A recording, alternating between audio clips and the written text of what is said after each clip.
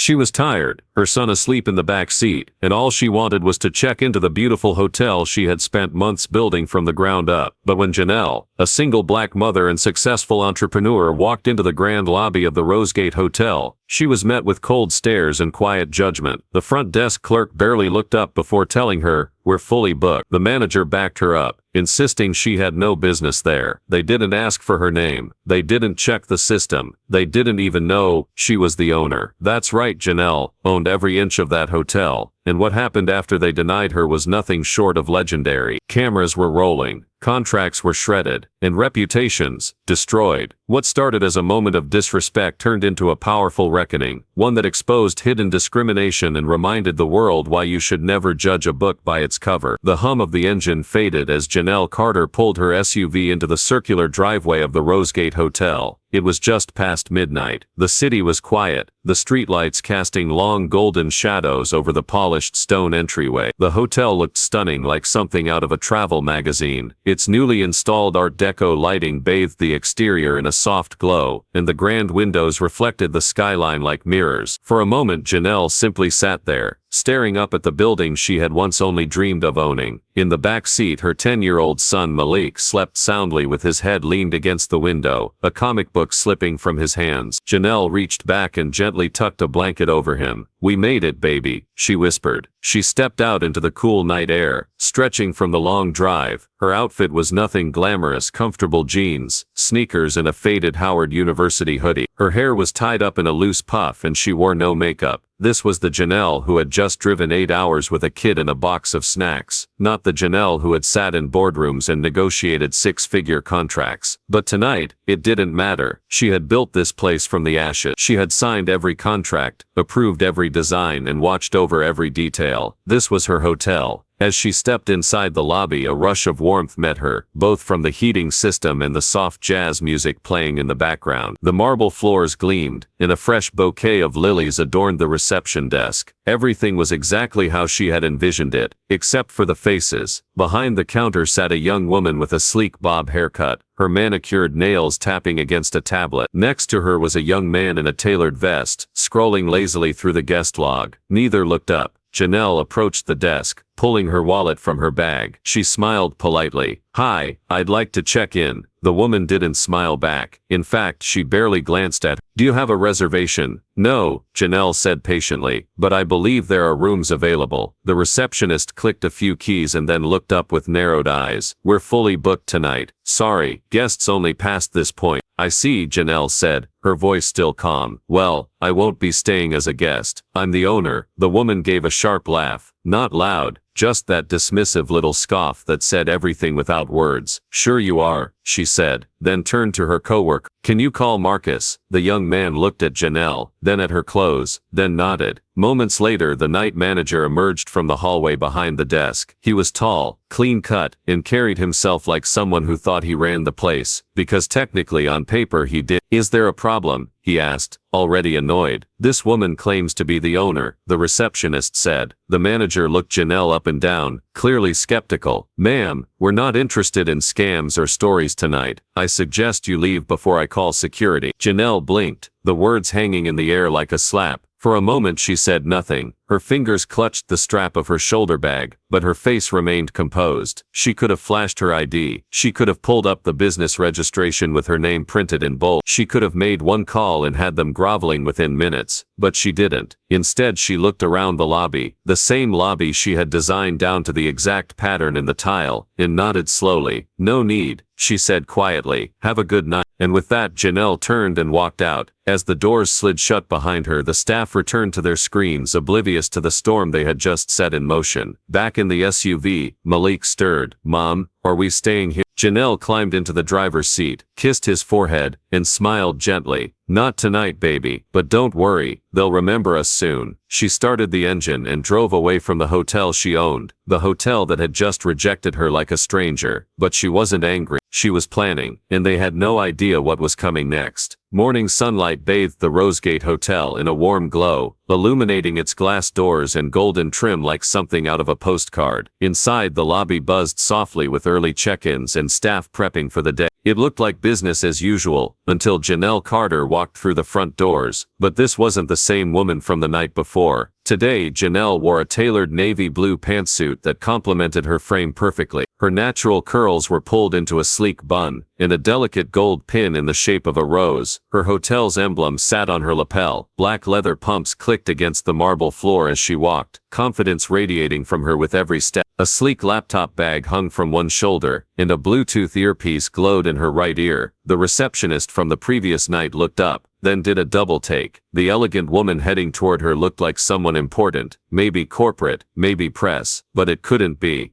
Before she could speak, Janelle walked right past the desk, not bothering to stop. One of the doormen, newly on shift, stepped forward. "Ma'am, may I help?" Janelle raised a hand and flashed her executive ID badge. The doorman froze mid-step as his eyes scanned the laminated card with her name, photo, in bold title, Chief Executive Officer, Rosegate Holdings, LLC. "I'm good, thank you," she said crisply. Then into her earpiece, "Tanya, patch me through to the boardroom. Tell legal and operations to join the call in 10. "Yes, Miss Carter," her assistant's voice chirped back. The staff stared, confused and growing increasingly uneasy. Janelle headed toward the executive wing, an area only senior personnel had access to. A housekeeper paused with a cart in the hallway, watching her enter the sleek glass-walled boardroom with confidence and purpose. Inside, she opened her laptop, connected to the smart screen, and pulled up 2 folders labeled Policy Violation Reports, Lobby Footage, May 5. 10 minutes later, the Zoom meeting began. On screen appeared 4 faces: Marcus, the Regional Operations Director, Grace, Legal Counsel, and 2 board members from the investment group that helped fund Rosegate's relaunch. "Good morning," Janelle said smoothly. "We have a serious issue to address." She quickly summarized the events from the night before: her arrival, the refusal, the dismissal and the blunt accusation of being a scammer. She didn't raise her voice. She didn't need to. Then she played the footage. From 3 different angles, the board watched as Janelle was brushed off, then confronted by the night manager. Every word, every dismissive tone, every moment of disrespect was on display. Marcus's jaw tightened. Grace scribbled notes. One board member leaned forward, squinting in disbelief. "Have these employees been warned or reprimanded before?" asked one board member. "Not yet," Janelle replied, "but they will be now." Then she turned toward the lobby, where a security guard stood discreetly by the entrance. "Have James in HR escort both of them to the back office. Their employment ends today. Termination letters are ready in the shared drive." The front desk receptionist and night manager barely had time to react before security approached. Whispers swept through the lobby like wind in tall grass. Guests watched curiously as the 2 staff members were led away, stunned and silent. The receptionist, pale and trembling, looked like she had seen a ghost. "Wait, she really is," she murmured to no one in particular. Janelle emerged from the boardroom minutes later, phone still in hand. "And make sure payroll cuts their final checks today. We'll handle PR cleanup after the staff meeting." But she wasn't done. She paused in the middle of the lobby, turning to address the gathered employees. Front desk, bellhops, housekeeping, kitchen staff, even a few curious guests. "I'm Janelle Carter. I'm the CEO and owner of this hotel," she said, her voice clear and commanding. "Last night, I walked in as a black woman in travel clothes. I was judged, dismissed, and denied entry into a place I built with my own hands. I could have shouted.